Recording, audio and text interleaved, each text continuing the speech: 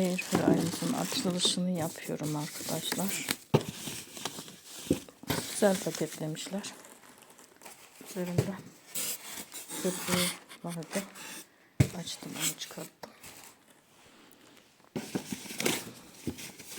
Şimdi bakalım, bismillah deyip başlayalım. Maşallah. Göründüğü gibi de güzel.